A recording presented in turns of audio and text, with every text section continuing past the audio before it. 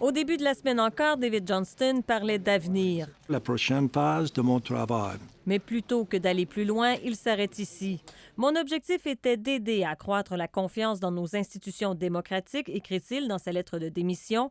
Je constate que compte tenu du climat hautement partisan entourant ma nomination et mon travail, mon rôle a eu l'effet opposé. La décision qu'il a annoncée aujourd'hui était inévitable. Il n'a pas jamais réussi à gagner la confiance de la majorité des députés de la Chambre.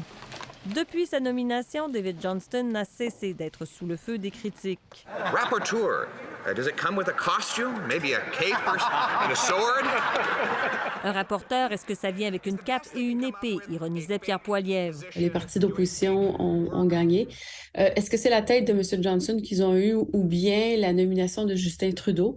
Je pense que ça cause aussi un problème pour le premier ministre. Dès le départ, ses liens avec la Fondation Trudeau l'avaient disqualifié aux yeux des partis d'opposition. Ça manquait beaucoup de rigueur. À cause de sa proximité du premier ministre, il n'a pas pu faire son travail comme il aurait dû le faire. Ces derniers appuis se sont désistés après qu'il a conclu dans son premier rapport qu'une enquête indépendante n'était pas nécessaire. C'est vraiment ces contradictions-là dans le rapport et l'apparence aussi d'un conflit d'intérêts qui faisait une sorte éventuellement que je pense qu'il a vu la raison pour laquelle les parlementaires ont voté en très grande majorité pour qu'il démissionne.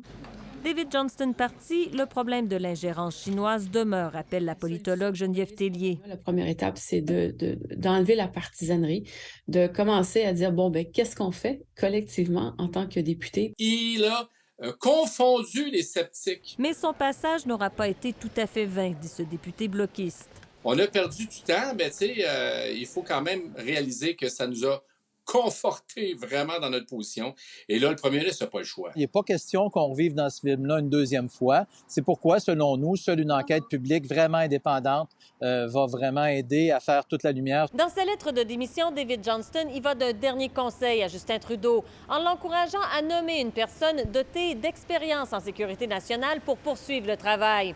Jusqu'à la toute fin, il aura tenté de recentrer l'attention sur l'ingérence chinoise, même si pour cela, il a fallu qu'il reconnaisse qu'il faisait lui-même davantage partie du problème que de la solution.